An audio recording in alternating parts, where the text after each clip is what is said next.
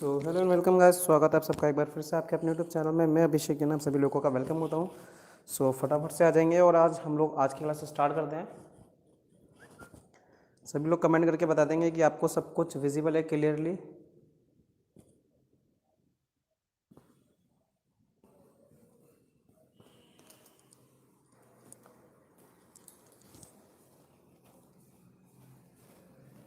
चलिए, तो first of all सब लोग कमेंट करके बता देंगे कि आपको सब कुछ क्लियरली विजिबल है या नहीं।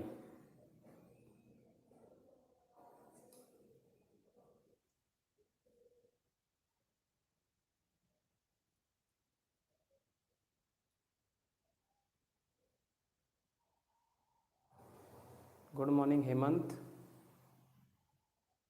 चलिए, सो सबको सब कुछ विजिबल है ना भाई? मैं अच्छे से देख रहा हूँ, वॉइस क्लियर है सबको? एक बार कमेंट करके बता दो। फिर हम अपनी आज की क्लास स्टार्ट करते हैं और आज की क्लास में हम लोग पढ़ने वाले हैं बेसिक इलेक्ट्रॉनिक्स का नेक्स्ट पार्ट।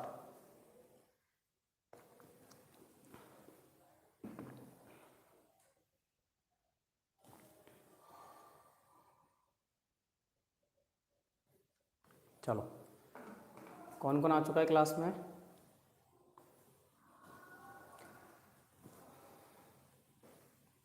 चलिए, तो हमारा चैप्टर स्टार्ट हो चुका था बेसिक इलेक्ट्रॉनिक्स। चंद्रकला जी सुप्रभात। आज थोड़ा सा बटन क्लिक हो गया तो गलती से 2 मिनट पहले क्लास स्टार्ट हो गई।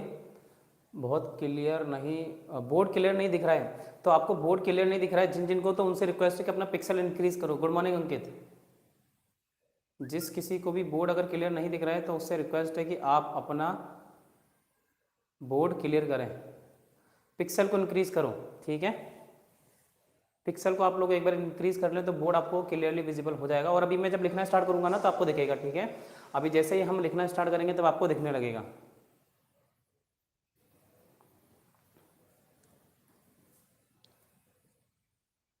चलिए, सो अब बात करते हैं। मैंने कल तक आपको क्या बता दिया था?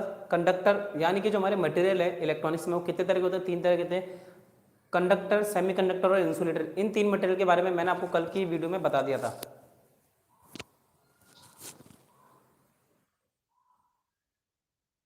माने कि इन तीनों मटेरियल के बारे में हमने पढ़ लिया। अब हमें जो पढ़ना है आगे वो देखना है कि सेमीकंडक्टर मटेरियल कैसे होते हैं। तो मैंने 2 तरह के बताए थे आपको, इंट्रिंसिक और एक्सट्रिंसिक। 2 तरह के सेमीकंडक्टर मटेरियल कौन कौन से थे?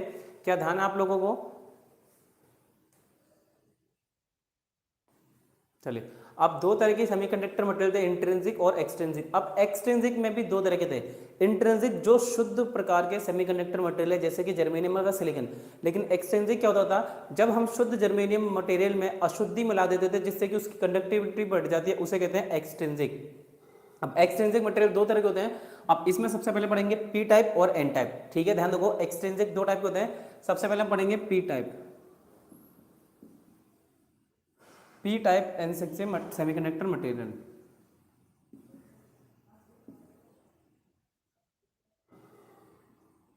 P type semiconductor material. अब बात करें कि पी टाइप सेमीकंडक्टर मटेरियल कैसे होता है और कैसे बनता है। पंकज, चलो ठीक है, पी टाइप सेमीकंडक्टर मटेरियल क्या होता है और ये कैसे बनता है, अब इसके बारे में हम लोग बात करते हैं, चर्चा बढ़ाते हैं आगे। चलो फटाफट से, जिसने भी अभी तक वीडियो लाइक नहीं करी वो लाइक नहीं करिए तो फटाफट से वीडियो को लाइक भी कर देगा। अब होता क्या है, देखें आप एक चीज ध्यान रखो, हमारे पास 2 तरह की मटेरियल, एक जर्मेनियम और एक सिलिकॉन है। ये क्या है? एक जर्मेनियम और एक सिलिकॉन है। अब हमें इन दोनों मटेरियल का इस्तेमाल करके, यानी कि इन दोनों मटेरियल को, यही प्योर अवस्था में उपलब्ध सेमीकंडक्टर मटेरियल है। ठीक है, तो सेमीकंडक्टर मटेरियल कौन कौन से हैं? एक तो जर्मेनियम है और एक सिलिकॉन है। तो हमको इन जर्मेनियम और सिलिकॉन में एक अशुद्धि मिलानी। अब हमारे पास क्या है? P type. तो देखो सबसे पहले पी टाइप मटेरियल कौन से होते हैं, तो बात करें पी टाइप मटेरियल तो सबसे पहले होता है ईडियम। पी टाइप में 2 तरह के मटेरियल होते हैं, एक तो होता है ईडियम और एक होता है गैलियम। ठीक है, पी टाइप में ईडियम और गैलियम 2 टाइप के मटेरियल होते हैं। ठीक है, अब इन मटेरियल को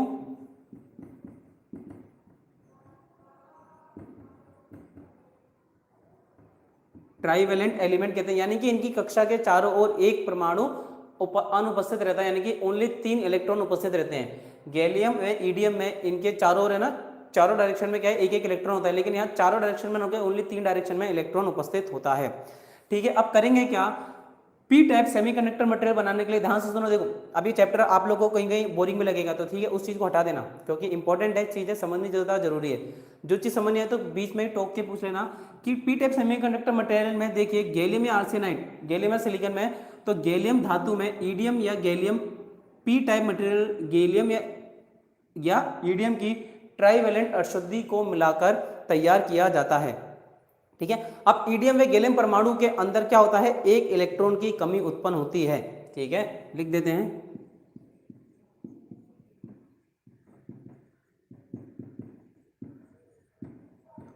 इसमें एक इलेक्ट्रॉन की कमी उत्पन्न होती है जिसे होल कहते हैं।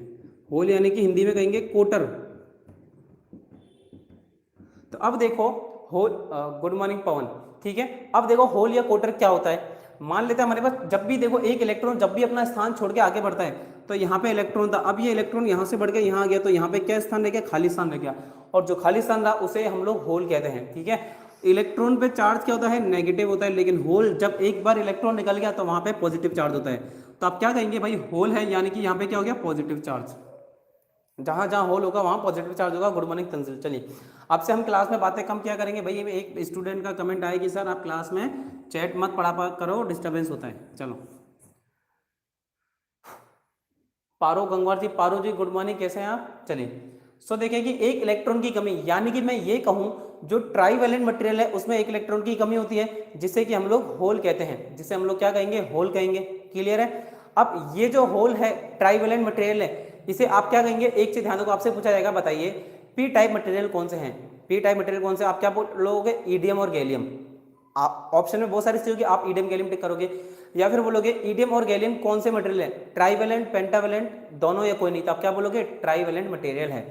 इसके अलावा ईडियम व गैलियम में इलेक्ट्रॉन की कमी होती है, अधिकता होती है, समान रहता है, क्या रहता है, तो एक इलेक्ट्रॉन की हमेशा कमी उत्पन्न रहती है। ठीक है, तो इस तरीके से आपसे पी टाइप सेमीकंडक्टर मटेरियल में क्वेश्चन पूछे जा सकते हैं।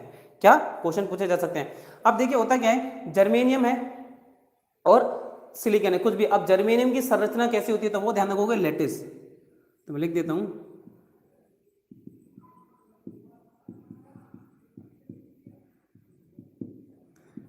जर्मेनियम की संरचना लैटिस होती है। ठीक है, यानी कि लैटिस, इसको ऐसे लिख लो, लैटिस को भाई लैटिस को हिंदी में कहेंगे जाली। ठीक है, कैसे जाल बनता है, मकड़ी का जाला देखा है, तो जर्मेनियम की संरचना लैटिस होती है। अभी 9 जने लाइव है, लेकिन वीडियो को लाइक मात्र 3 लोगों ने करा है, तो फटाफट से सब लोग वीडियो को लाइक कर देंगे। गुड मॉर्निंग विष्णु जी, सभी लोगों से रिक्वेस्ट है, गुड मॉर्निंग साहिल, फटाफट से वीडियो को लाइक कर दो। तो जो प्रत्येक जर्मेनियम परमाणु 4 अन्य जर्मेनियम परमाणुओं के साथ कनेक्टेड रहता है। अब देखिए क्या होता है स्ट्रक्चर, ये 1, ये 2, ये 3 और ये 4, तो ये 4 हो गए आपके जर्मेनियम। ठीक है, 4 हो गए जर्मेनियम।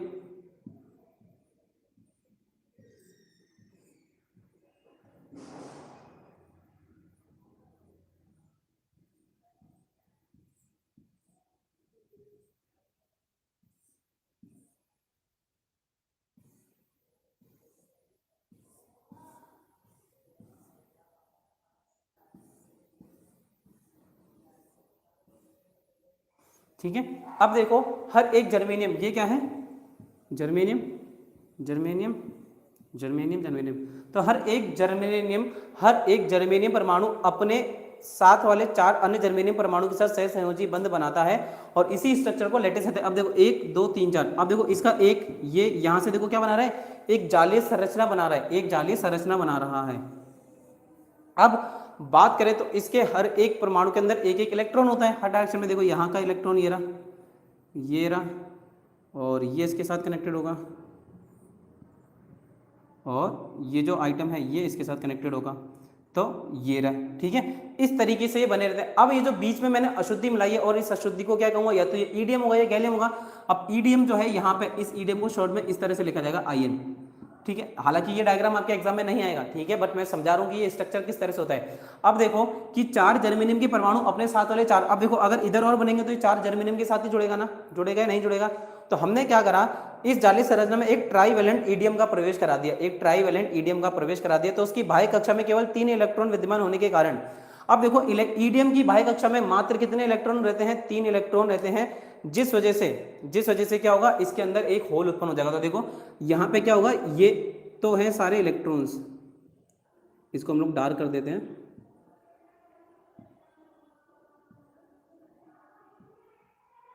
ठीक है, डार्क कर दिया। अब यहाँ पे क्या रहेगा, एक होल रह जाएगा, क्योंकि एक इलेक्ट्रॉन की कमी है भाई, एक इलेक्ट्रॉन की मेरे पास कमी है। अब उस एक इलेक्ट्रॉन की कमी की वजह से यहाँ पे होल उत्पन्न हो जाता है। ठीक है, अर्थात होल उत्पन्न हो गया, और इस होल को, अब ये होल क्या है, पॉजिटिव है। मैंने बताया ना भाई, होल क्या होता है, पॉजिटिव। यहाँ देखो, यहाँ लिख रखा है होल हमेशा पॉजिटिव होता है। तो चूंकि ईडीएम परमाणु में कोई एक अन्य इलेक्ट्रॉन ले लेता है, अब देखिए ये ईडीएम है, इसके अंदर एक होल की कमी है भाई, एक इलेक्ट्रॉन की कमी है, उस जगह पे होल है, यानी कि इसे एक इलेक्ट्रॉन चाहिए भाई, एक इलेक्ट्रॉन की कमी है। अब मुझे ये पूरा स्ट्रक्चर कंप्लीट करना है, तो इसे एक इलेक्ट्रॉन चाहिए, इसीलिए इसे ग्राही इलेक्ट्रॉन भी कहा जाता है, इसे ग्राही कहा जाता है, इसे ग्राही, या इंग्लिश में कहेंगे एक्सेप्टर।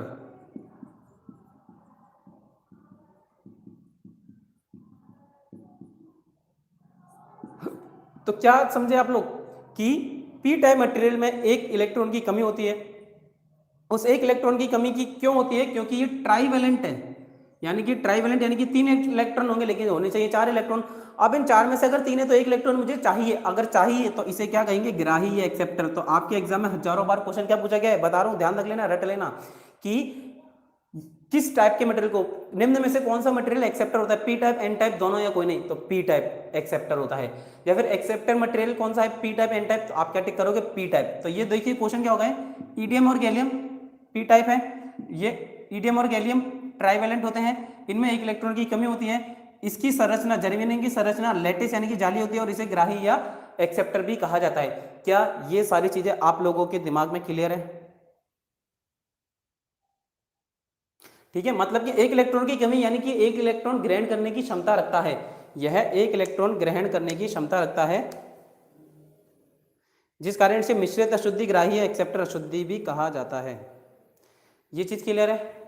पवन और बच्चे भी बताएं।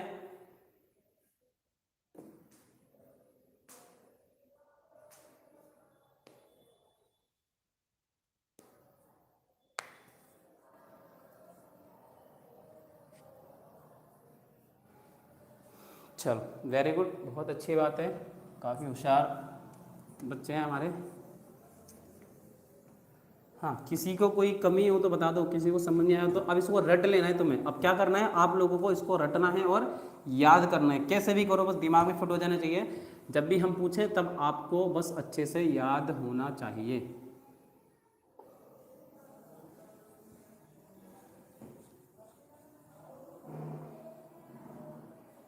ये अब ये बताओ मेरे को एक चीज़ और बताओ भाई।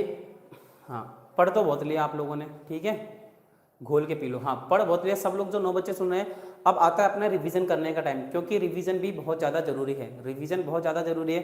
तो अब क्या आप लोग रिवीजन करने के लिए तैयार हो गया? ये बताओ रिवीजन कैसा चल रहा है। देखो कितने सारे चैप्टर हो गए अपने, लगभग 9 से 10 चैप्टर हो चुके हैं, सॉरी ज़्यादा ही हो गए, 11-12 चैप्टर हो गए। लेकिन क्या आप लोगों ने अभी तक उन चैप्टर्स का रिवीजन किया है? क्या अभी तक उन चैप्टर का रिवीजन कराया क्या अपन ने? नहीं करा। तो भाई अब बताओ कि उन चैप्टर का रिवीजन करने के लिए तैयार हो क्या? उन चैप्टर का रिवीजन करने के लिए कौन कौन तैयार है, बताओ फटाफट से। भाई मैं चाहता हूं कि आप लोग डेली पढ़ के आओ, एक एक 2-2 चैप्टर, और उन चैप्टर के क्वेश्चन हम लोग डेली करें, उन चैप्टर्स के जो जो इंपॉर्टेंट क्वेश्चन है वो हम लोग डेली करें। तो अब बताओ उसके लिए कौन कौन तैयार है कि हाँ सर डेली क्वेश्चन भी करेंगे। तो अपन क्या करेंगे, है ना, अपन क्या करेंगे भाई, डेली डेली आप चैप्टर पढ़ो और उस चैप्टर के डेली अपन क्वेश्चन करेंगे। भाई चंद्रवंशी जी, अभी तो हम लोग चैप्टर पढ़ा रहे हैं बेसिक इलेक्ट्रॉनिक्स, बेसिक इलेक्ट्रॉनिक्स के नाम से हम लोग चैप्टर आपको अभी पढ़ा रहे हैं। तो ऐसा करते हैं कि कल से, ठीक है, आज से नहीं, कल से हम लोग एक टाइम फिक्स कर लेते हैं 5 बजे का, ठीक है, शाम को 5 बजे का टाइमिंग कैसा रहेगा? भाई मुझे ये बताओ शाम को 5 बजे का टाइमिंग कैसा रहेगा? तो 5 बजे का टाइमिंग लेके हम लोग एक टाइमिंग फिक्स कर लेते हैं, और उस टाइमिंग में हम लोग क्या करेंगे, डेली एक एक चैप्टर का करेंगे। तो अब आपको क्या करना पड़ेगा भाई, मेहनत ज़्यादा करनी पड़ेगी, लेकिन ये सोच लो कि इससे हो फर्क किसके ऊपर पड़ेगा, तुम्हारे ऊपर पड़ेगा, क्योंकि तुम्हें ज़्यादा मेहनत करनी पड़ेगी। अब डेली एक एक चैप्टर के क्वेश्चन अटेम्प्ट करने हैं। तो कल डीसी जनरेटर के चैप्टर को पढ़ लें, फिर कल ऐसा करें, कल डीसी जनरेटर वाला चैप्टर पढ़ लें। बोलो। चलो, तो कल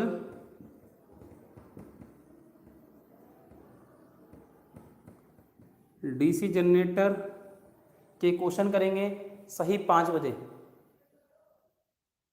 बिल्कुल चंद्रवंशी जी, आप अपना नाम बता दिए। पहले तो बेसिक से इलेक्ट्रॉनिक्स चल रही है, कल ही मैंने स्टार्ट करा है। कल मैंने चैप्टर का कुछ हिस्सा पढ़ाया था जिसमें बेसिक बात की थी सेमीकंडक्टर मटेरियल के बारे में, और आज उसी बेसिक को थोड़ा सा आगे बढ़ा जा रहा है। एकदम जीरो से मैं इलेक्ट्रॉनिक्स स्टार्ट कर रहा हूँ, और आप लोग अगर समझना चाहेंगे तो आपके समझ आएगा। बस करना क्या है आपको, आपको डेली बस आना है, ठीक है। डेली 8-10 बजे से हमारी क्लास होती है, 10 से 11। अब रिवीजन भी स्टार्ट करना है। देखो, रिवीजन साथ के साथ जरूरी है, क्योंकि फिर बाद में अगर एक साथ रिवीजन करने बैठेंगे हम लोग, फिर एक बार पूरा सिलेबस करा फिर उसको पढ़ने बैठेंगे, काम नहीं चलेगा। जो डेली पढ़ते जा रहे हो साथ साथ पीछे का रिवाइज भी करते जाना है अपने को। तो देखो, अब डीसी जनरेटर की कुल 4-5 वीडियो हैं, मुझे जहाँ तक ध्यान है डीसी जनरेटर की 4 या 5 वीडियो है। तो उन वीडियोज़ को अब देखो। कल का टाइम है 5 बजे, और 5 बजे हम लोग डीसी जनरेटर के क्वेश्चन करेंगे मोस्ट इंपॉर्टेंट, जो कि पढ़ने के बाद, अगर आपने एक बार चैप्टर पढ़ लिया तो उसके बाद वो क्वेश्चन आपको आने ही चाहिए। वो क्वेश्चन आप लोगों को आने ही चाहिए। इस तरह से क्वेश्चन करेंगे। क्वेश्चन का मीडियम बता दूं, हिंदी और इंग्लिश दोनों में रहने वाला है। क्वेश्चन आपके सामने हिंदी में भी आएंगे और क्वेश्चन इंग्लिश में भी आएंगे। अब आपको देखना है कि इंग्लिश और हिंदी दो पढ़ो, आंसर दो। क्वेश्चन पढ़े और क्वेश्चन पढ़ के आपको आंसर टिक करना है। क्लियर है? तो चलो, कल शाम को ठीक 5 बजे मिलेंगे, ठीक है। कल शाम को ठीक 5 बजे आप लोगों को मिलना है अपन से, ठीक है। चलिए, तो अब आगे का स्टार्ट करते हैं। एन टाइप, पी टाइप हो गया, पी टाइप के बाद आता है अब एन टाइप। पी टाइप के बाद अब एन टाइप आता है। अब एन टाइप मटेरियल में क्या होगा, वही जर्मेनियम और सिलिकॉन, वही क्या होगा, जर्मेनियम व सिलिकॉन में पेंटावेलेंट। अब देखो, एन पी टाइप को ट्राइवेलेंट कहते हैं, तो एन टाइप को पेंटावेलेंट। या तो एक की कमी होगी या एक की अधिकता होगी। अब 4 तो क्वाड्रेटर हो गया, 4 में तो हमें कोई मतलब ही नहीं है, 4 तो बराबर हो गया। अशुद्धि मिला रहे हैं तो आप पेंटावेलेंट ग्रुप की, अब पेंटावेलेंट ग्रुप की अशुद्धि कौन कौन सी होती है, तो ये होती है आर्सेनिक तथा एंटीमनी।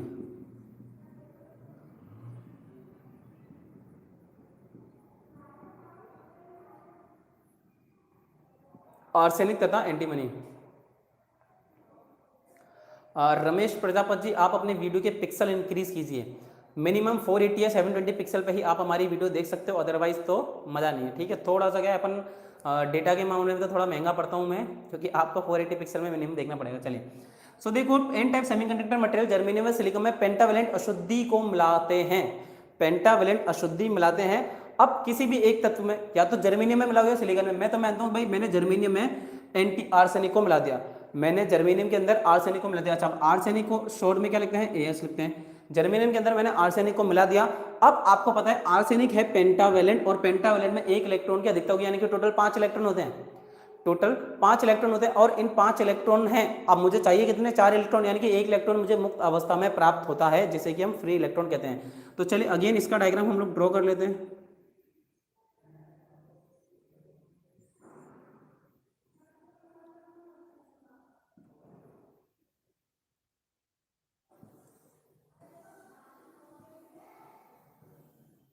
तो देखिए, ये तो है मेरे पास जर्मेनियम, ये क्या है मेरे पास में जर्मेनियम, और ये मैंने अशुद्धि मिला दी आर्सेनिक की। अब अशुद्धि मिलानी है, आपको पता है कि भाई एक आपको, आपके पास जितने भी मटेरियल है उसमें आपको अशुद्धि मिलानी है। अच्छा, अभी ऐसा नहीं है, ये इधर 4-4 है, ये पिछले वाले डायग्राम की तरह ही है।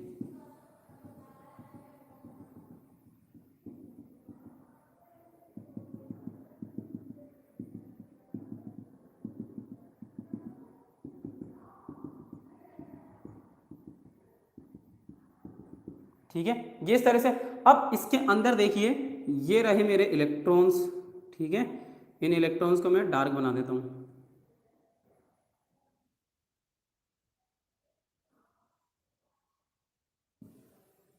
ये मेरे इलेक्ट्रॉन्स हो गए, लेकिन इन इलेक्ट्रॉन्स के अलावा एक मेरे पास एक्स्ट्रा इलेक्ट्रॉन होता है, और वो रहा ये इलेक्ट्रॉन। और जिस इलेक्ट्रॉन को क्या कहा जाता है, फ्री इलेक्ट्रॉन।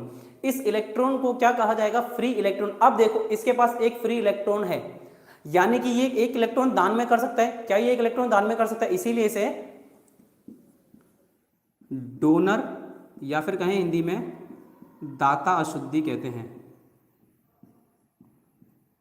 भाई आर्सेनिक को दाता अशुद्धि क्यों कहा जाता है, आपसे पूछेगा एग्जाम में, बताइए दाता अशुद्धि कौन सी है। आर्सेनिक, गैलियम, ईडियम, तो आप क्या टिक करोगे, आर्सेनिक। लेकिन क्यों है? क्योंकि इसके अंदर 5 इलेक्ट्रॉन है, 1 इलेक्ट्रॉन फ्री रहता है, ये 1 इलेक्ट्रॉन किसी को भी दान कर सकते हैं ना भाई, इसके पास में 1 इलेक्ट्रॉन, इसकी संरचना ऐसी है, आर्सेनिक के अंदर फ्री इलेक्ट्रॉन होते हैं 5 टोटल फ्री इलेक्ट्रॉन है। अब 4 इलेक्ट्रॉन तो क्या है, जर्मेनियम के साथ बॉन्ड बना लेंगे भाई, ये 4 इलेक्ट्रॉनों ने तो क्या करा, इस जर्मेनियम के साथ में बॉन्ड बना लिया, लेकिन अब 1 इलेक्ट्रॉन कहां जाएगा, क्योंकि इसके चारों तरफ तो 4 इलेक्ट्रॉन है, क्योंकि इसका जाली संरचना है, इसकी संरचना भी जाली है। अब 1 इलेक्ट्रॉन फ्री रह गया तो उसे कहेंगे हम लोग दाता, दाता यानी कि देने वाला, ठीक है, दाता यानी कि डोनर, देने वाला। इसीलिए आर्सेनिक या एंटीमनी को दाता या डोनर भी कहा जाता है, इसे दाता या डोनर भी कहा जाता है, क्योंकि इसी बाह्यतम कक्षा में 5 इलेक्ट्रॉन होते हैं। तो लिख लेते हैं, क्योंकि इसकी बाह्यतम कक्षा में, क्योंकि इसकी बाह्यतम कक्षा में टोटल मिला के 5 इलेक्ट्रॉन होते हैं, इसीलिए इसे दाता अशुद्धि भी कहा जाता है, ठीक है। अब 5 इलेक्ट्रॉन विद्यमान होने के कारण इसे इसकी जाली संरचना में क्या नहीं मिला, स्थान नहीं मिला। अब स्थान नहीं मिला तो ये फ्रीली मूव करता रहेगा और किसी को भी दान में दे सकता है, इसलिए इसे दाता अशुद्धि भी कहा जाता है, ठीक है। तो दोस्तों ये हो गया आपका, क्या टॉपिक हो गया आपका, types of semiconductor material. Like ठोको सारे के सारे, बिल्कुल भाई लाइक कम होते जा रहे हैं, जो भी दोस्त अगर क्लास में जुड़ता जा रहे हैं तो लाइक ठोकना तो बनता है, ठीक है, साथ के साथ लाइक ठोकते रहिए। चले, अब ये हो गया। अब देखो कुछ एन टाइप और पी टाइप में डिफरेंस है, ठीक है, अपन अगर इससे पढ़ेंगे तो काफी ज्यादा अपने को समझ आएगा। अपन ने जब एन टाइप और पी टाइप ये पढ़ लिया, इंट्रिंसिक एक्सट्रिंसिक पढ़ लिया है, तो उसके जो अंतर करने में हमें बहुत ज्यादा आसानी रहेगी।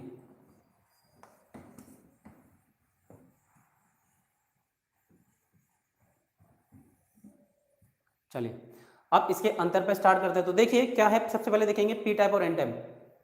एंटीमनी में भी यही होगा, बिल्कुल आर्सेनिक और एंटीमनी दोनों ही पेंटावेलेंट है, दोनों ही पेंटावेलेंट है, दोनों के अंदर ही 5 इलेक्ट्रॉन होते हैं।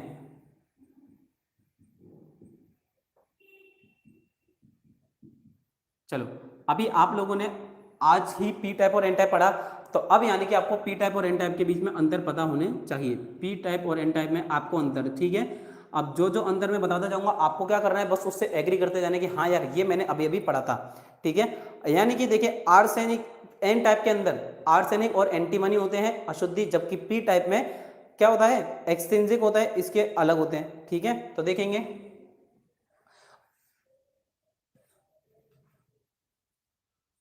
ठीक है। तो यानी कि एन टाइप में कौन सी अशुद्धि मिलाई जाती है, पेंटावेलेंट, पेंटावेलेंट अशुद्धि मिलाई जाती है। जबकि बात करूं मैं पी टाइप के अंदर कौन सी अशुद्धि मिलाई जाती है, ट्राइवेलेंट। अच्छा, ट्राइवेलेंट को हिंदी में क्या कहा जाता है, त्रिसंयोजी, ट्राइवेलेंट को। अच्छा अब ये जो मैं पॉइंट पढ़ रहा हूं ना, बता रहा हूं आपको, ये सारे आपके एग्जाम में क्वेश्चन बन के आएंगे। तो क्या समझे, पी टाइप के अंदर तो पेंटावेलेंट यानी कि पंच संयोजी, जबकि पी टाइप के अंदर ट्राइवेलेंट अशुद्धि मिलाई जाती है। तो ये हो गया पहला, पेंटावेलेंट और ट्राइवेलेंट।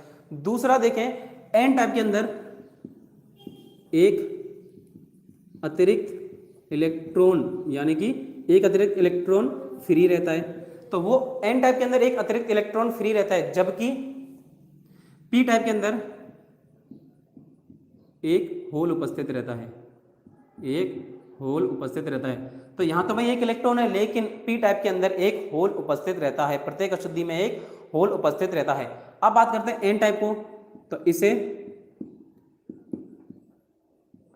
डोनर अशुद्धि कहते हैं, डोनर यानी कि दाता अशुद्धि, इसे डोनर अशुद्धि कहते हैं, जबकि इसे एक्सेप्टर या ग्राही, जबकि इसे क्या कहते हैं, एक्सेप्टर या फिर ग्राही अशुद्धि कहा जाता है, ठीक है। मैं बस शॉर्ट में लिख रहा हूं कि इसे डोनर या फिर एक्सेप्टर अशुद्धि कहा जाता है। अब देखो ये क्या है, एन टाइप है, तो इसके अंदर जो दाता परमाणु है वो कैसे आयन होते हैं, वो कैसे होते हैं, पॉजिटिव होते हैं, ठीक है, पॉजिटिव, जबकि इसके अंदर नेगेटिव होते हैं। तो ये तो इतना लिखने के अंदर अपना नहीं है, ठीक है, इतना खास नहीं है। लेकिन खास बात देखो, अब एन टाइप है, दो चीजें होती है, एक तो होता है मेजॉरिटी चार्ज कैरियर, यानी कि वो जिसके अंदर बहुत ज्यादा क्या चीज है और कम क्या चीज है। अब बताओ एन टाइप के अंदर ज्यादा क्या होगा, बहुसंख्यक आवेश इलेक्ट्रॉन होंगे, बहुसंख्यक, मैं लिखवा देता हूं आपको, ठीक है, ये शब्द बहुत अच्छे से ध्यान रखना।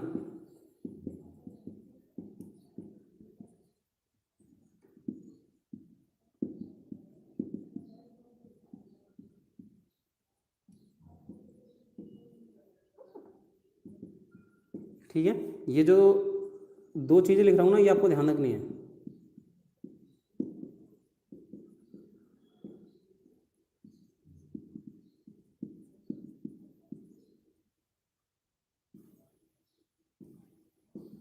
देखो, एक हर परमाणु के अंदर या तो इलेक्ट्रॉन ज्यादा होंगे या होल ज्यादा होंगे। अब जिसके अंदर होल ज्यादा है यानी कि बहुसंख्यक आवेश क्या है, इलेक्ट्रॉन ज्यादा होता है, एन टाइप। एन टाइप सीधा सीधा समझो इलेक्ट्रॉन ज्यादा होंगे, तो जो करंट फ्लो होगा वो इलेक्ट्रॉन की वजह से होगा। और अल्पसंख्यक आवेश, अगर इलेक्ट्रॉन ज्यादा है तो अल्पसंख्यक यानी कि माइनॉरिटी चार्ज कैरियर अपने आप होल होंगे। अब सेम बात अगर इसमें करूं तो इसके अंदर मेजॉरिटी चार्ज कैरियर कौन से होते हैं, पी टाइप में होल, जबकि माइनॉरिटी चार्ज कैरियर होते हैं इलेक्ट्रॉन। माइनॉरिटी चार्ज कैरियर कौन सा हो जाता है, इलेक्ट्रॉन, क्योंकि पी टाइप में होल ज्यादा है और इलेक्ट्रॉन की संख्या कम रहती है। ये चीज आप लोगों को याद करनी है। तो क्या पी टाइप और एन टाइप में ये जो पॉइंट्स मैंने समझाने की कोशिश की, समझ आए क्या? एन टाइप पेंटावलेंट अशुद्धि से मिलाया जाता है और पी टाइप में ट्राइवेलेंट अशुद्धि मिलाई जाती है। अच्छा, ये मैं लिखना भूल गया यहाँ पे, पेंटावेलेंट के अंदर तो आ जाता है आर्सेनिक और एंटीमनी, यहाँ पे क्या आ जाता है, ईडियम और गैलियम। ठीक है, ध्यान रखेंगे। फिर एन टाइप में एक अतिरिक्त फ्री इलेक्ट्रॉन रहता है, जबकि पी टाइप में एक होल उपस्थित रहता है। एन टाइप को डोनर अशुद्धि कहा जाता है, जबकि पी टाइप को एक्सेप्टर या ग्राही अशुद्धि कहा जाता है। एन टाइप में बहुसंख्यक आवेश इलेक्ट्रॉन तथा माइनॉरिटी चार्ज कैरियर अल्पसंख्यक होल होते हैं, जबकि पी टाइप में बहुसंख्यक आवेश होल और अल्पसंख्यक आवेश इलेक्ट्रॉन होते हैं। क्या ये सारे पॉइंट्स आपको समझ आए? आ गए तो अच्छी बात है, नहीं आए तो इसको आप घर जाके देखना और याद करने की कोशिश करना।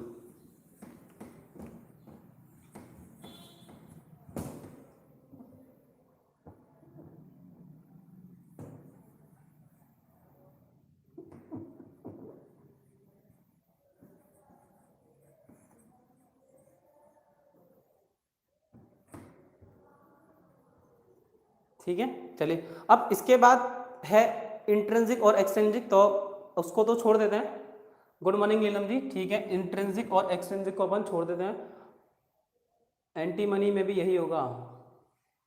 चलिए, और किसी को कोई डाउट है क्या भाई? अभी तक ये बताओ, मैंने P type N type intrinsic और एक्सट्रिंसिक पढ़ा दिया। अगर अभी तक किसी का कोई डाउट है तो मुझसे एक बार पूछ सकता है। अगर यहाँ तक किसी का कोई डाउट हो तो मुझसे पूछ सकता है फटाफट से। अब बात करेंगे पीएन जंक्शन। ठीक है, अब बात करेंगे हम लोग पीएन जंक्शन।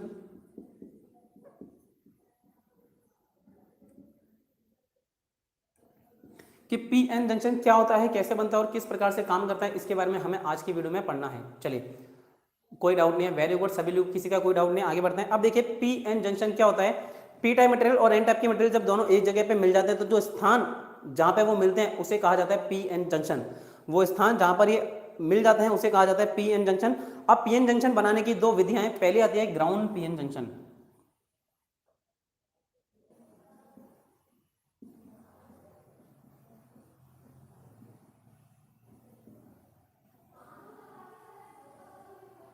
पीएन जंक्शन को बनाने की दो विधियां हैं और उन विधि में से सबसे पहले आती है ग्राउंड पीएन जंक्शन। ठीक है, सबसे पहले देखते हैं ग्राउंड पीएन जंक्शन क्या होता है और किस प्रकार से काम करता है। तो कोई खास बात नहीं है, इसके अंदर ज्यादा डीपली नहीं घुसना अपने को। देखिए, इस प्रकार का एक स्ट्रक्चर होता है, यानी कि ये जो पूरा मटेरियल है, इस पूरे मटेरियल का नाम क्या है, जर्मेनियम। मैं सिलिकॉन भी ले सकता था। क्या करते हैं, या तो एक जर्मेनियम मटेरियल लो या सिलिकॉन मटेरियल लो। अब उसके अंदर क्या करते हैं भाई, इस प्रकार के जंक्शन को बनाने के लिए जर्मेनियम के क्रिस्टल में पहले एक प्रकार की अशुद्धि मिलाई जाती है तथा वो अशुद्धि मिलाने की क्रिया के दौरान ही दूसरी अशुद्धि मिला दी जाती है, जिससे क्रिस्टल का एक भाग तो। अब देखो क्या करा कि ये मेरे पास मटेरियल, मैंने क्या करा, स्टार्टिंग में इसके अंदर एक अशुद्धि मिलाई। स्टार्टिंग के समय मैंने एक अशुद्धि मिलाई, वो अशुद्धि मिलाई मैंने पेंटावेलेंट ग्रुप की। अब पेंटावेलेंट ग्रुप की जब अशुद्धि मिला दी तब वो वहां तो बन गए इलेक्ट्रॉन्स, वहां तो क्या बन गए, इलेक्ट्रॉन्स बन गए। अब उस अशुद्धि को मिलाने के दौरान ही मैंने क्या करा, बीच के अंदर में एक और प्रकार की अशुद्धि मिला देता हूं और उस अशुद्धि की वजह से पूरा जो मेरा स्ट्रक्चर था, पूरा जो एक मटेरियल था जर्मेनियम, वो बराबर के दो हिस्सों में बढ़ जाता है और दूसरी तरफ का भाग मेरा क्या कहलाता है, दूसरी तरफ का भाग मेरा कहलाता है इलेक्ट्रॉन्स। ठीक है, यानी कि एक तरफ तो आप देखिए क्या हो जाएगा दोस्तों,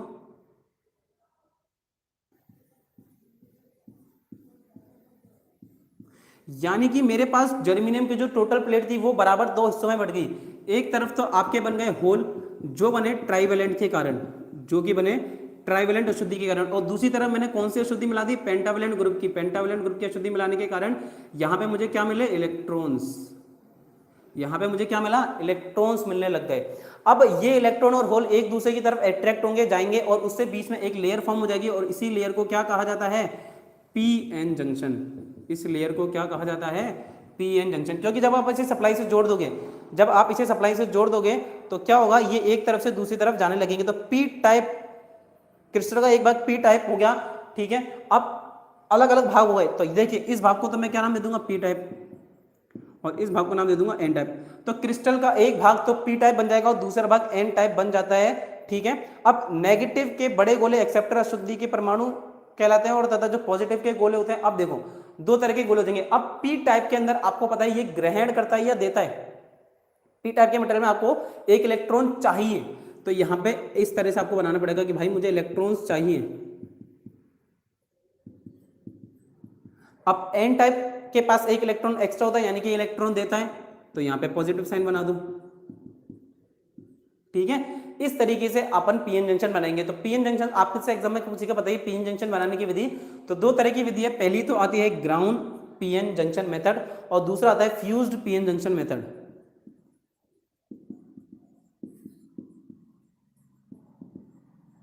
दूसरा आता है फ्यूज्ड पीएन जंक्शन मेथड। अब फ्यूज्ड पीएन जंक्शन में कुछ नहीं होता, सबसे पहले अपन क्या लेते हैं, एक एन टाइप का सेमीकंडक्टर मटेरियल ले लेते हैं। इसके अंदर क्या करना है, कुछ नहीं करना है। इस प्रकार के जंक्शन बनाने के लिए एन टाइप जर्मेनियम वेफर, ये क्या है, एन टाइप जर्मेनियम की वेफर मैंने ले ली। अब जब एक बार एन टाइप जर्मेनियम की वेफर ले ली, तो उसके अंदर क्या करेंगे अपन लोग, बहुत ही सूक्ष्म मात्रा में ईडीएम, यहां पे क्या करा अपन ने, बहुत ही सूक्ष्म मात्रा में क्या लगा दिया मैंने, अब ईडीएम बताओ कौन से ग्रुप की अशुद्धि है? तीसरे ग्रुप की अशुद्धि है, ट्राइवेलेंट की, जो कि पी टाइप सेमीकंडक्टर मटेरियल है। और इसे यहाँ पे क्रिस्टल रखने के बाद इसे गर्म किया जाता है। गर्म करने के बाद क्या होता है, धीरे धीरे धीरे धीरे धीरे ये लेयर पे फैल जाता है। तो जब ये फैल जाएगा तो इस प्रकार क्रिस्टल की एक पतली सतह पी टाइप जर्मेनियम की बन जाएगी। तो ये क्या हो गया, पी टाइप जर्मेनियम। और ये जो टोटल बाकी बचा हुआ ये हो गया एन टाइप। तो इस तरह से क्या बन गया, यहाँ पे जो इतनी सी जगह ना, यहाँ पे आपका बन जाएगा पी एन जंक्शन। तो आपसे सिर्फ एग्जाम में क्या पूछा जाता है दोस्तों, बताइए पीएन जंक्शन बनाने की विधि कौन सी है? तो ground PN junction, fuse PN junction, दोनों ही इनमें से कोई नहीं, तो आप क्या टिक करोगे, दोनों। ग्राउंड पीएन जंक्शन और फ्यूज पीएन जंक्शन दोनों ही पीएन जंक्शन को बनाने के मेथड है। क्या ये टॉपिक आपकी क्लियर हो गया?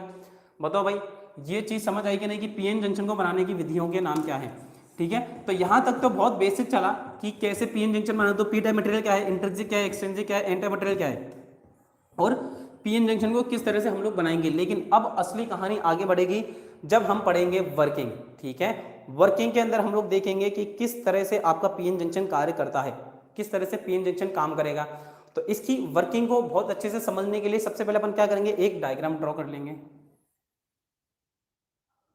अच्छा, अब देखो यहाँ पे मैं पीएन जंक्शन की वर्किंग आज तक बता दो, पीएन जंक्शन की वर्किंग अभी किसी को याद है क्या?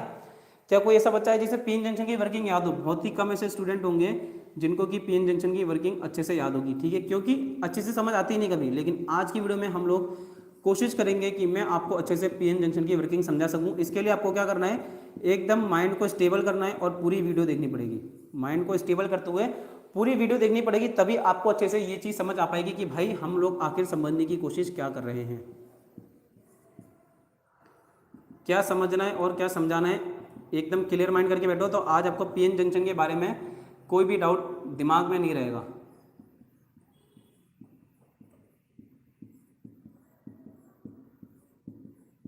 तो देखो अभी अभी मैंने आपको क्या सिखाया था, पीएन जंक्शन बनाना। अभी अभी मैंने आपको एक चीज समझाई थी जिसे हम लोग कहते हैं पीएन जंक्शन।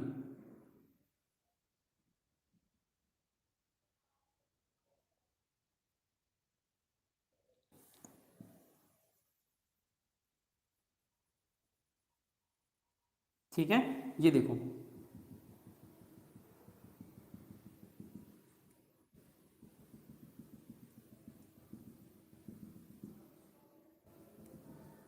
चलिए, अब बात ये समझने की कोशिश करो कि पीएन जंक्शन की वर्किंग किस तरह से होगी। टॉपिक डाल देता हूं मैं,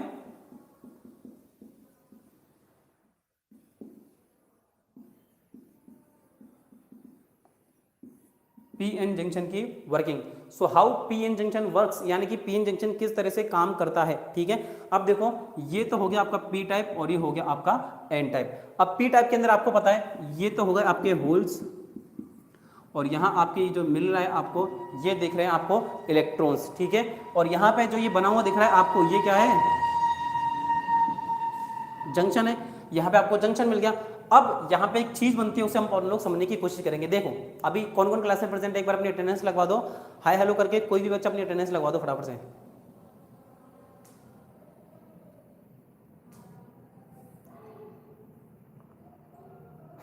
कौन कौन प्रेजेंट है पहले तो ये पता पड़े भैया, अभी तक आधा घंटे से ऊपर हो चुका है। पवन,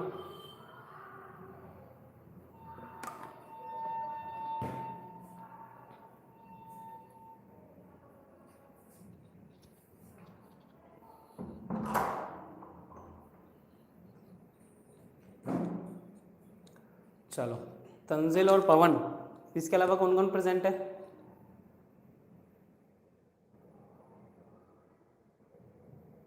शेर सिंह जी, गुड मॉर्निंग शेर सिंह जी, बहुत जल्दी आ गए आप। चलिए कैसे हैं शेर सिंह जी? और कौन कौन प्रेजेंट है भाई क्लास में, ये बता दो।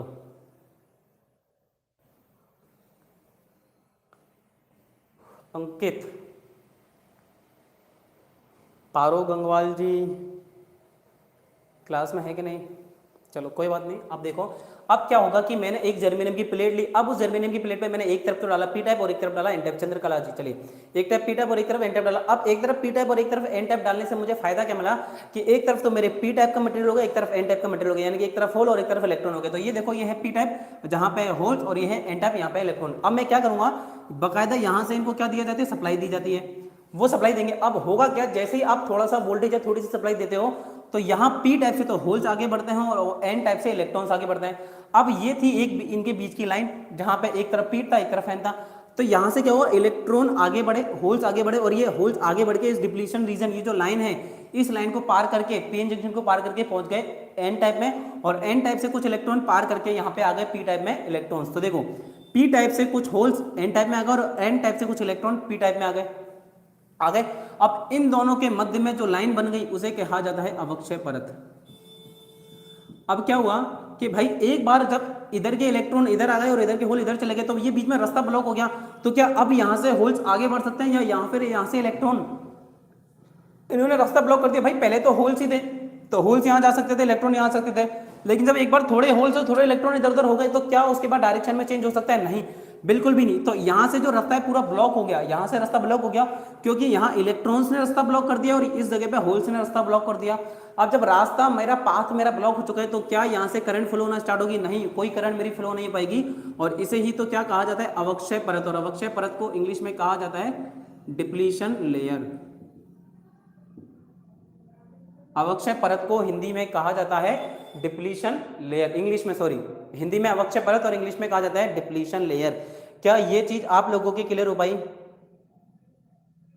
तो यानी कि स्टार्टिंग के समय, भाई स्टार्टिंग के समय जो मेरी करंट फ्लो हुई, ठीक है, स्टार्टिंग के समय जो मेरी करंट फ्लो हुई उसे तो कहेंगे डिफ्यूजन करंट। तो लिख देता हूं मैं,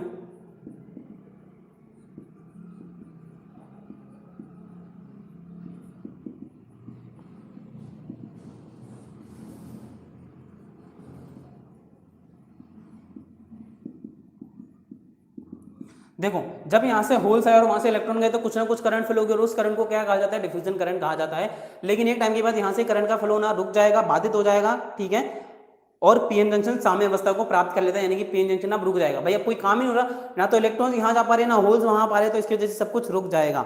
अब बात करते हैं डिप्लीशन लेयर क्या होती है। ये जो अवक्षय परत क्या होती है, इलेक्ट्रॉन तथा होल्स की विसरण क्रिया के फलस्वरूप पीएन जंक्शन के निकट बना वह क्षेत्र, देखो इलेक्ट्रॉन व होल्स की पारस्परिक क्रिया के फलस्वरूप पीएन जंक्शन के मध्य बना वह क्षेत्र जिसमें स्थिर इलेक्ट्रॉन तथा होल्स। अब ये जो इलेक्ट्रॉन और होल्स है ये क्या है? स्थिर इलेक्ट्रॉन है, स्थिर इलेक्ट्रॉन व स्थिर होल्स है। ये क्या कहलाता है? अवक्षय परत कहलाता है। जहां पे स्थिर इलेक्ट्रॉन व स्थिर होल हो तो अपन लिख लेते हैं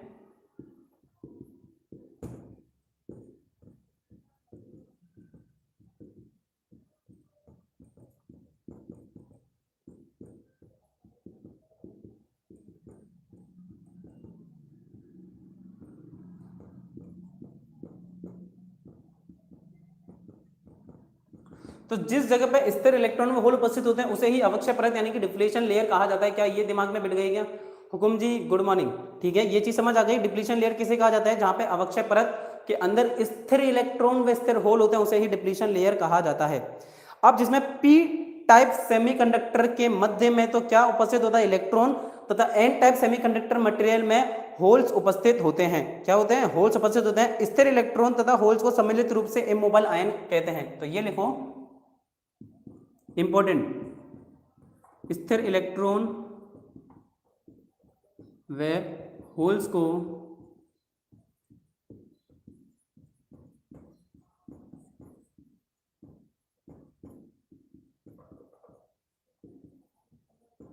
स्थिर इलेक्ट्रॉन्स व होल्स को संयुक्त रूप से इमोबाइल आयन कहा जाता है। तो ये चीज क्या ध्यान रखेंगे कि जो स्थिर इलेक्ट्रॉन है व स्थिर होल है उन्हें संयुक्त रूप से क्या कहा जाता है, इमोबाइल आयन। क्या कहा जाएगा, इमोबाइल आयन। ठीक है, ध्यान रखें। और इमोबाइल आयन को यानी कि स्थिर आयन, भाई स्थिर जो आयन है उसे इंग्लिश में क्या कहते हैं, इमोबाइल। मोबाइल तो वो होता है जो भाई एक जगह से दूसरी जगह ले जाया जा सकता है, और इमोबाइल होता है जिसे एक जगह से दूसरी जगह पे स्थापित नहीं किया जा सकता, यानी कि लाया ले जाया नहीं जा सकता है। अब सबसे इंपॉर्टेंट चीज, ठीक है, क्या, डिप्लीशन लेयर के और भी कुछ नाम है, डिप्लीशन लेयर के और भी कुछ नाम है। उनमें से पहला नाम है फ्री स्पेस रीजन। क्या नाम है, फ्री स्पेस रीजन। तो डिप्लीशन लेयर का दूसरा नाम क्या हुआ, फ्री स्पेस रीजन, और तीसरा नाम हुआ ट्रांजिशन रीजन।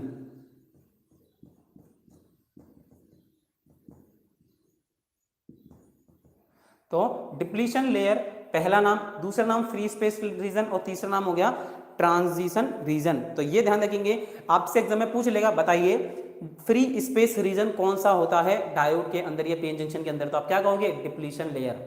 क्या कहेंगे, डिप्लीशन लेयर। तो यहां तक की चीजें आई होप आप लोगों की क्लियर हो गई होगी। यानी कि पीएन जंक्शन में वर्किंग किस तरह से होगी, समझ में आ गई कि भाई पी टाइप मटेरियल से होल, एन टाइप से इलेक्ट्रॉन चलते हैं, बीच में रुक जाते हैं, स्थिर मोबाइल आयन हो जाता है, जिससे जैसे करंट का फ्लो होना स्टार्ट हो जाता है। ये सारी चीज आप लोगों को क्लियर होनी चाहिए। अब बात करेंगे पोटेंशियल बैरियर।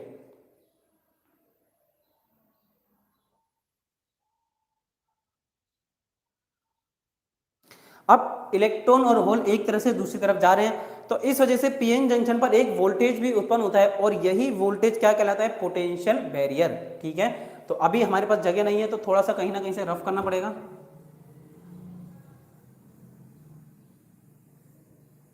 ठीक है, डिप्लीशन लेयर के बाद अगला आता है पोटेंशियल बैरियर। ठीक है, ये जो चैप्टर है ना बोर लगते हैं क्योंकि थोड़े टफ होते हैं। पोटेंशियल बैरियर वो होता है डिप्लीशन रीजन के मध्य उपस्थित वह वोल्टेज, एक वोल्टेज उत्पन्न होता है, ठीक है, इलेक्ट्रॉन होल के विसरण के कारण। लिख लेते हैं हम लोग,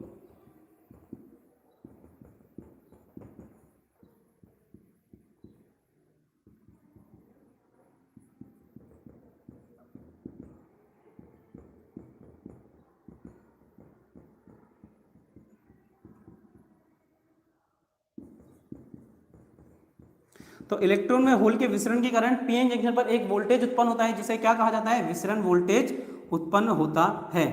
ठीक है, और विसरण वोल्टेज को क्या जाता है, जिसे पोटेंशियल बैरियर, जिसे पोटेंशियल बैरियर कहते हैं।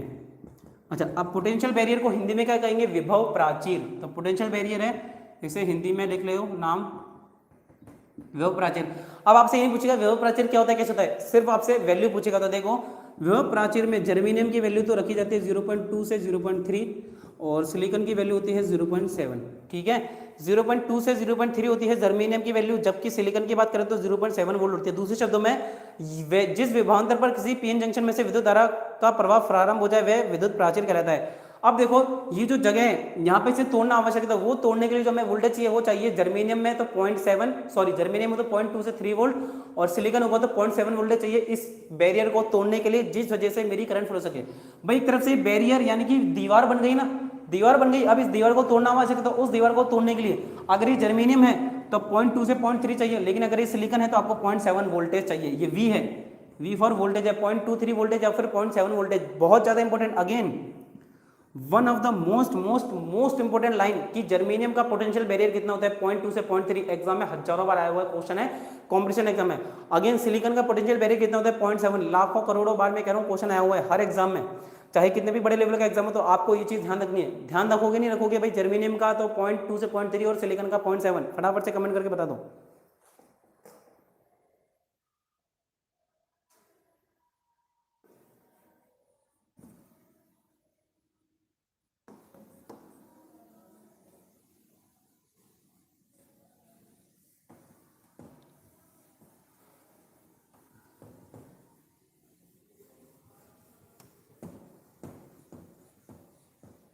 गुड मॉर्निंग संगीता मांगलक जी। संगीता जी काफी दिनों बाद आए आप, काफी दिनों बाद दर्शन दिया आपने तो। चलो अब अगला देखना है हमें, स्टार्ट करेंगे अब हम पीएन जंक्शन डायोड। आज हम स्टार्ट कर रहे हैं, अगला टॉपिक है अपना मोस्ट इंपॉर्टेंट टॉपिक,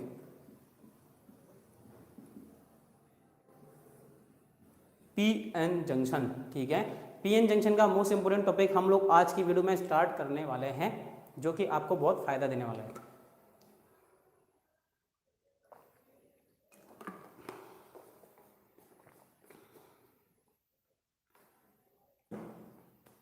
ठीक है, चलो अब पीएन जंक्शन क्या होता है, कैसे काम करता है देखते हैं। सबसे पहले व्हाट इज पीएन जंक्शन, तो मैंने अभी आपको बता दिया कि पीएन जंक्शन डायोड दो टर्मिनल वाली पीएन जंक्शन से निर्मित एक युक्ति है। तो लिख लेते हैं, अच्छा ये पीएन जंक्शन नहीं है, ये पीएन जंक्शन डायोड है। तो लिखेंगे ये एक दो टर्मिनल वाली पीएन जंक्शन से निर्मित युक्ति है। तो लिखेंगे दो टर्मिनल वाली। मोस्ट इंपोर्टेंट चीज आपसे एग्जाम पूछेगा, बताओ पीएन जंक्शन में कितने टर्मिनल थे, दो टर्मिनल, फिर एक दिशीय, यानी कि इसके अंदर धारा का दिशा एक ही दिशा में होता है, या तो फॉरवर्ड में होगा या रिवर्स में होगा, लेकिन एक में होगा। अगर फॉरवर्ड में हो रहा है तो फॉरवर्ड में होगा, रिवर्स में हो रहा है तो रिवर्स में ही होगा, यानी कि एक दिशीय होता है। क्योंकि जो धारा के विपरीत अब एक दिशा में घूम रही है तो उसकी विपरीत दिशा में ये बहुत ज्यादा प्रतिरोध उत्पन्न करती है, जिस वजह से दूसरी डायरेक्शन में इसके अंदर करंट फ्लो नहीं हो पाता है। ठीक है, तो ये एक दिशीय युक्ति होती है। ठीक है, फिर देखते हैं इलेक्ट्रॉनिक सर्किट में सबसे पहले डायोड का उपयोग क्या होता है। तो इलेक्ट्रॉनिक सर्किट में इसका उपयोग स्विच की तरह किया जाता है।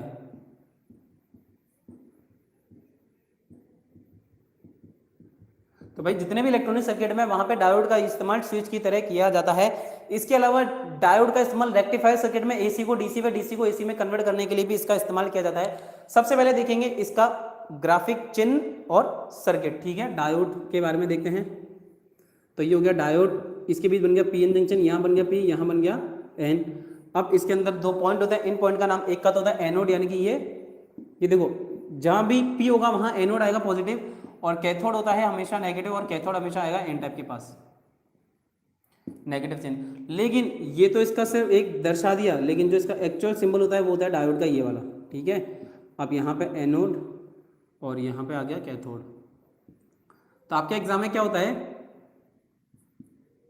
कि सिंबल ईडी में सिंबल आते हैं, तो सिंबल या फिर सीधे सीधे आपके थ्योरी एग्जाम में भी सिंबल पूछ लेंगे, ये डायग्राम दे देंगे, बताएंगे किसका डायग्राम है, डायोड का, ट्रांजिस्टर का, बीजेटी का, यूजेटी का, एफईटी का, डायक का, ट्राइक का।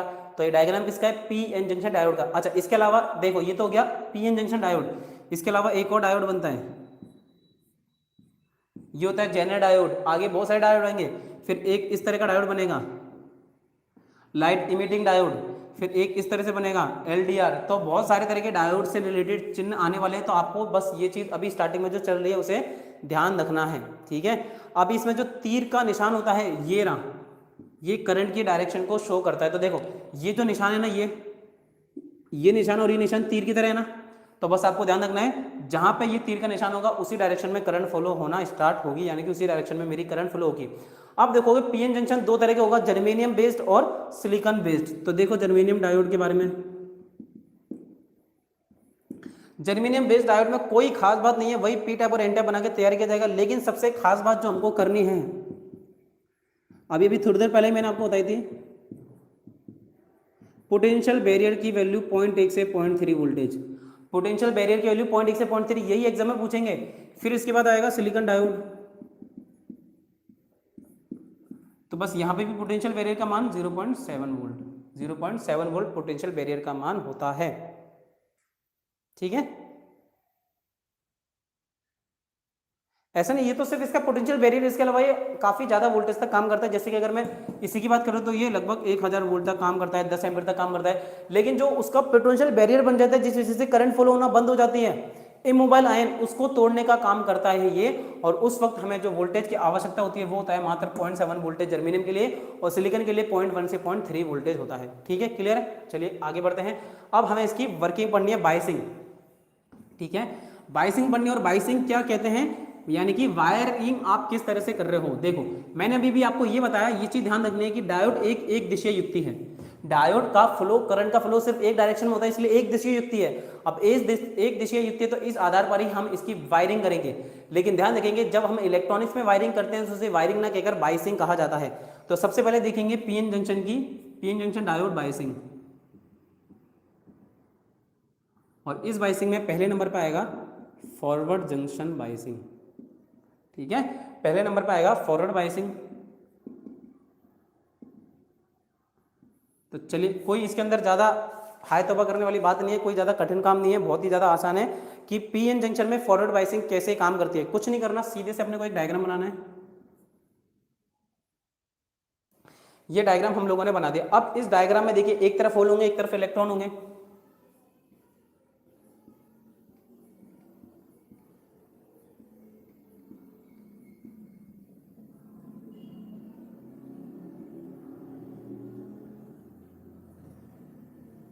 तो ये देखो, ये तो रहे होल्स, और फिर एक तरफ आ जाएंगे इलेक्ट्रॉन्स। ठीक है, यहां से तो क्या चले, होल चले, और यहां से आएंगे इलेक्ट्रॉन्स।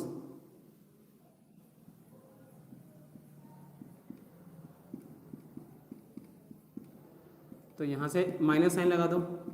ठीक है, अब यहां से होल चले, चल के आगे पहुंच गए, तो यहाँ के होल चल के यहाँ आ गए, तो ये पॉजिटिव पॉजिटिव पॉजिटिव, और यहाँ से इलेक्ट्रॉन आ गए तो नेगेटिव नेगेटिव नेगेटिव। इतना काम हो गया। अब ये तो वही हो गया जो मैंने पीएन जंक्शन की वर्किंग आपको समझाई थी, तब जो डायग्राम बनाया था आपके लिए। ठीक है, तब जो मैंने आपको डायग्राम समझाया था और बनाया था, ये तो वही है। ठीक है, अब देखिए बैटरी के कनेक्शन भाई पॉजिटिव पॉजिटिव के साथ, यानी कि ये क्या है, एनोड, और यहाँ क्या है, कैथोड। ठीक है, तो पॉजिटिव पॉजिटिव के साथ और नेगेटिव नेगेटिव के साथ मैंने अब कनेक्ट कर दिया है। ठीक है, यानी कि आप ये कहेंगे देखो भाई यहाँ पे क्या है, होल है, और यहाँ पे क्या है, इलेक्ट्रॉन है। ये पी टाइप है और ये एन टाइप जंक्शन है। डिफ्यूजन करंट किस डायरेक्शन में फ्लो होगी, हमेशा इस डायरेक्शन में फ्लो होगी। ठीक है, तो ये जो डायग्राम बनाया मैंने, ये फॉरवर्ड बायसिंग का बनाया, जहां पे बैटरी के पी टाइप को तो पॉजिटिव से तथा एन टाइप के इलेक्ट्रॉन को नेगेटिव से कनेक्ट कर दिया जाता है, तो इसे पॉजिटिव फॉरवर्ड बायसिंग कहा जाता है। इस स्थिति में होल तथा इलेक्ट्रॉन जंक्शन के निकट, अब देखो यहां से इलेक्ट्रॉन चल के यहां गए और यहां से होल चल के यहां पे उपस्थित हो गए। भाई एक जगह पे एक्यूमुलेट हो गए, नहीं हो गए, एक जगह पे इकट्ठे हो गए। अब जैसे ही एक जगह पे इकट्ठे हो गए तो क्या होगा, अब देखो बैटरी का नेगेटिव, अब ये बैटरी का नेगेटिव ये रहा, ये एन टाइप में उपस्थित इलेक्ट्रॉन्स को मुक्त करता है, उपस्थित मुक्त इलेक्ट्रॉन को जंक्शन की ओर विकर्षित करेगा। देखो ये नेगेटिव है, ये यहां जाएगा, और ये यहां से जो इलेक्ट्रॉन है उनको रिपेल करेगा, यानी कि भाई धक्का देगा, तुम आगे जाओ। और यहां से जो पी टाइप है, ये पॉजिटिव है, ये पॉजिटिव पी टाइप के होल्स को आगे धक्का देगा। ठीक है, आगे धक्का देगा। तो ये क्या करता है, देखो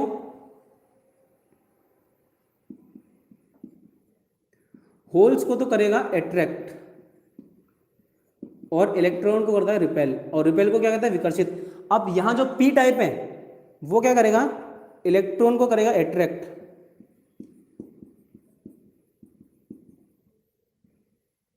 ठीक है, देखो ये जो नेगेटिव कनेक्टेड है, नेगेटिव यहाँ नेगेटिव इलेक्ट्रॉन से कनेक्टेड है, तो ये इनको धक्का देगा, भाई तुम आगे बढ़ो। और ये जो पॉजिटिव है यहाँ होल्स को धक्का देगा। लेकिन साथ ही साथ ये जो पॉजिटिव है ये इलेक्ट्रॉन को खोजेगा। भाई हर चीज अपोजिट, लड़का लड़की को खींचेगा और लड़का लड़के को धक्का देगा।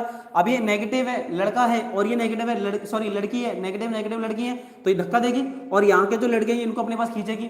तो यहाँ पे पॉजिटिव नेगेटिव, यहाँ पे पॉजिटिव नेगेटिव, जिस वजह से करंट का फ्लो होना स्टार्ट हो जाता है। ठीक है, होल्स को जंक्शन की ओर आकर्षित तथा मूलक करंट को जाने देते हैं। तो क्या होता है, यहाँ पे होल्स और इलेक्ट्रॉन के पुनर्मिलन के कारण विद्युत धारा प्रवाह स्टार्ट हो जाता है। तो इस प्रक्रिया में मुक्त इलेक्ट्रॉन एक होल से दूसरे होल में जाते रहते हैं, अर्थात होल और रिक्तियां रहती रहती है। तो एक होल दूसरे होल में जाता रहता है और आगे खिसकते रहते हैं, जिस वजह से डिफ्यूजन करंट मेरी फ्लो होना स्टार्ट हो जाती है। तो हम क्या कहेंगे, सीधी सी बात है भाई, फॉरवर्ड बायसिंग है तो पॉजिटिव को पॉजिटिव से, नेगेटिव को नेगेटिव से जोड़ दो। अब देखो रिवर्स बायसिंग करते हैं हम लोग।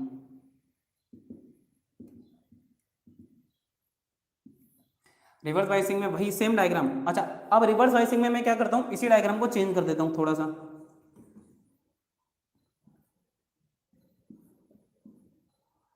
ठीक है, रिवर्स बायसिंग में इसी चीज को मैंने अब चेंज कर दिया थोड़ा सा, तो ये यहां से भी चेंज हो जाएगा। कुछ नहीं, देखो वही एनोड कैथोड है, सब कुछ वही है, कोई भी खास अंतर मैंने नहीं बनाया। ठीक है, कोई भी खास अंतर मैंने नहीं बनाया। बस अब क्या हुआ, पहले जो यहाँ पे पॉजिटिव था यहाँ पे नेगेटिव आ गया, और यहाँ पे अब हो गया पॉजिटिव। नेगेटिव और पॉजिटिव ने अपनी पोजीशन चेंज कर ली है। तो बिल्कुल देखिए, नेगेटिव और पोजीशन में जब एक बार अपनी पोजीशन चेंज कर ली तो इस प्रकार से कंस्ट्रक्शन क्या हुआ, देखिए अब पी टाइप पदार्थ को बैटरी के, पी टाइप को देखो ये पी टाइप है, ठीक है, यहां लिख दो ये पी टाइप है और ये एन टाइप है।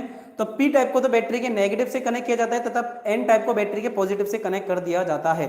तो क्या होगा, ये पीएन जंक्शन रिवर्स बायसिंग कहलाएगी। अब देखिए होगा क्या, इस स्थिति में होल तथा मुक्त इलेक्ट्रॉन जंक्शन से दूर हटेंगे। अब देखो ये जो इलेक्ट्रॉन है ये पॉजिटिव ये नेगेटिव, तो भाई ये इसको खींचेगा, तो जंक्शन से, ये जंक्शन है, यहां से इलेक्ट्रॉन तो इस तरफ आ जाएंगे और होल इस तरफ आ जाएंगे, तो यहां बचा ही क्या, जब यहां बीच में कुछ बचा ही नहीं तो क्या करंट फ्लो होना स्टार्ट हो पाएगी, नहीं हो पाएगी। तो देखो पॉजिटिव आयन तो इलेक्ट्रॉन को आकर्षित करता है और ये नेगेटिव है ये होल्स को आकर्षित कर लेता है, जिससे कि इसमें करंट का फ्लो नहीं हो पाएगा। भाई अपोजिट ही तो अट्रैक्ट करेगा, तो ये पॉजिटिव इस नेगेटिव इलेक्ट्रॉन को अट्रैक्ट कर लेगा और यहां से ये नेगेटिव इन पॉजिटिव होल्स को अट्रैक्ट कर लेगा, जिस वजह से मेरे पास शून्य बचेगा, यानी कि करंट फ्लो हो नहीं पाएगी, जिस वजह से करंट फ्लो नहीं हो पाएगी।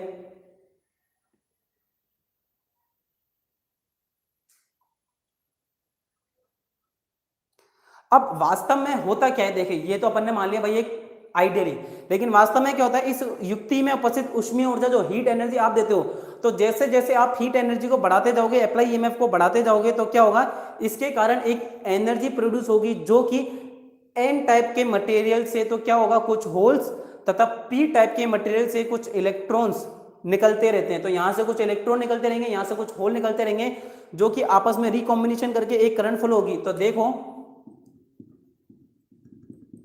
यहां पर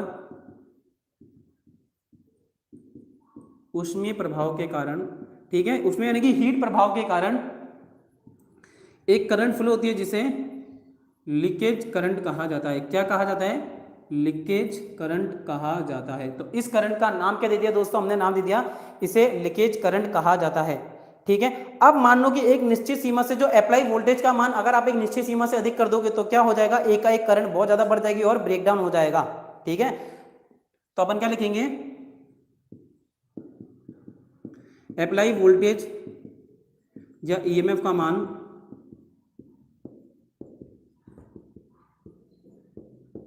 एक निश्चित सीमा से अधिक बढ़ाने पर करंट का मान ज्यादा बढ़ेगा। अब क्या होगा, उस वजह से करंट का मान ज्यादा बढ़ेगा। और अब जब जब करंट का मान ज्यादा बढ़ेगा, करंट का मान ज्यादा बढ़ेगा, जैसे जैसे करंट का मान ज्यादा बढ़ेगा तो क्या होगा, आपका जो ब्रेकडाउन हो जाएगा, क्या होगा, बढ़ेगा, तो जंक्शन का ब्रेकडाउन हो जाता है। तो जंक्शन का ब्रेकडाउन हो जाता है। इस स्थिति में क्या होगा, जंक्शन का, सर मेरी ऑनलाइन क्लासेस चल रही है आईटीआई की, तो टाइम नहीं मिला। ओके कोई बात नहीं, आपके आईटीआई में ऑनलाइन क्लास चल रही है, वेरी गुड। तो संगीता जी आपकी ऑनलाइन क्लास जूम पे चलती है, किस तरह से लेते हैं आप ऑनलाइन क्लासेस, बताइए आपके कॉलेज में। तो इसे जंक्शन का ब्रेकडाउन हो जाता है और इस वोल्टेज को, जिस वोल्टेज पे देखो आप लगातार वोल्टेज बढ़ाए जा रहे हो और एक पॉइंट ऐसा आएगा जिस पर जंक्शन का ब्रेकडाउन हो जाएगा और उस ब्रेकडाउन वोल्टेज को, उस वोल्टेज को जिस पे ब्रेकडाउन हो जाएगा उसे कहेंगे ब्रेकडाउन वोल्टेज।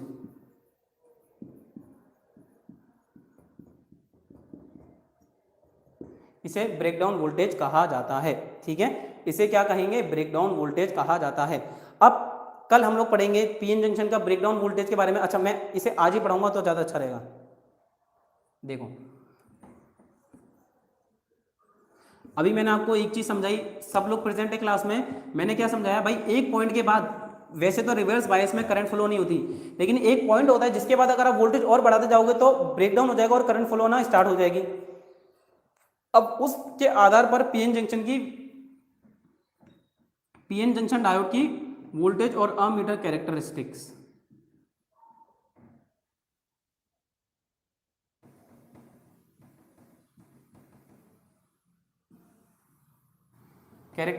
के बारे में हमें पढ़ना है। तो चलिए डायग्राम ड्रॉ करेंगे। ये तो हो गया वोल्टेज की, ये हो गई करंट की, ये हो गया पॉजिटिव वोल्टेज, तो यहाँ आएगा नेगेटिव वोल्टेज, यहाँ आएगी नेगेटिव करंट, ठीक है। चलिए अब आपको मैंने एक चीज बता रखी थी जर्मेनियम और सिलिकॉन के केस में, जर्मेनियम और सिलिकॉन के केस में मैंने आपको एक चीज समझा रखी है कि भाई जब आप फॉरवर्ड बायसिंग वोल्टेज दोगे तो जर्मेनियम के लिए आपको कितना वोल्टेज देना है, 0.2 से 0.3, और सिलिकॉन के लिए आपको कितना वोल्टेज देना है भाई बताओ। सिलिकॉन के लिए आपको लगभग जो वोल्टेज देना होता है वो है 0.7। तो देखो 0.2, 0.4, 0.6, 0.8 और 1, ठीक है, 1 वोल्ट मान लिया। अब देखो 0.7 यानी कि 0.7 कहीं आएगा, तो यानी कि जैसे ही आप 0.7 वोल्टेज दोगे तब करंट का फ्लो होना स्टार्ट होगा। तो ये किसके लिए हो गया, सिलिकॉन के लिए। तो सिलिकॉन के लिए वोल्टेज का मान हो गया 0.7 और जैसे ही 0.7 दिया तो 0.7 के बाद करंट की वैल्यू आगे बढ़ती जाएगी। लेकिन ये जो जर्मेनियम के लिए क्या होती है, ये तो 0.1 से ही स्टार्ट हो जाता है। तो ये हो गया जर्मेनियम, ठीक है। फिर एक बार जर्मेनियम में जैसे जैसे 0.2 0.3 वोल्टेज देते जाओगे वैसे वैसे इसकी वैल्यू बढ़ती जाएगी, वैसे वैसे इसकी वैल्यू आपके आगे बढ़ती जाएगी। तो ये हो गया पॉजिटिव का। लेकिन नेगेटिव वोल्टेज में क्या होगा, खास बात यह है कि नेगेटिव वोल्टेज में ये चीज अलग तरीके से आगे बढ़ती है। तो देखो 25 वोल्ट, 50 वोल्ट, 75, 100 और 125, ठीक है। अब इसके लिए देखिए जर्मेनियम में तो वही, जब फॉरवर्ड बाइसिंग में फॉरवर्ड बाइसिंग के अंदर जो करंट है वो नॉर्म थोड़े से वोल्टेज पे, देखो जर्मेनियम की 0.2 वोल्टेज पे ही बढ़ गई। तो सेम केस होता है जर्मेनियम का रिवर्स बाइसिंग के अंदर भी, ये बहुत ही कम वोल्टेज पे स्टार्ट हो जाती है, बहुत ही कम वोल्टेज पे स्टार्ट हो जाती है। लेकिन अगर मैं बात करूं सिलिकॉन की तो ये वही 75 वोल्टेज के आसपास अपना करंट को फ्लो होना स्टार्ट करेगी।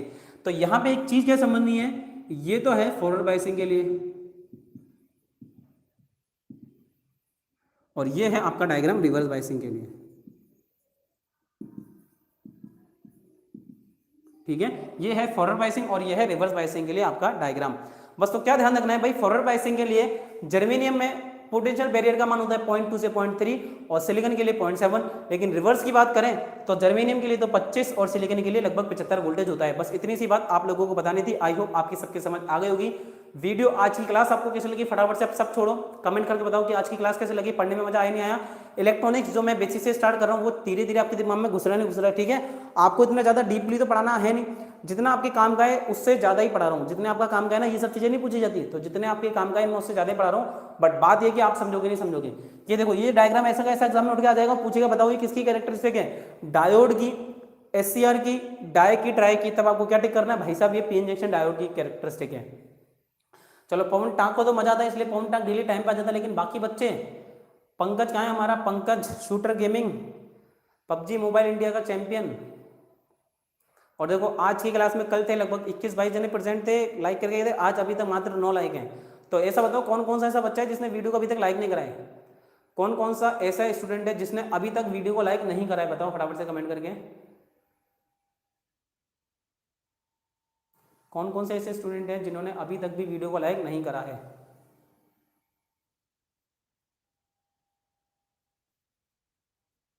और कोई है क्या भाई,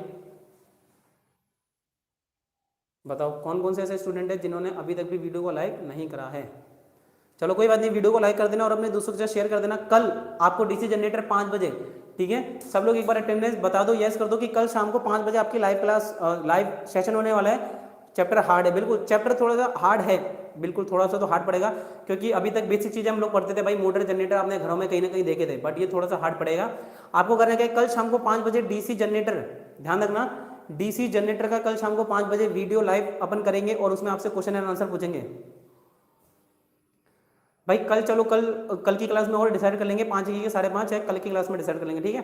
चलिए थैंक यू गाइस, मिलते हैं कल सेम टाइम पे अपनी नेक्स्ट क्लास में। चले अरे धन्यवाद चंद्रकला जी, ठीक है। चलिए कल सेम टाइम पे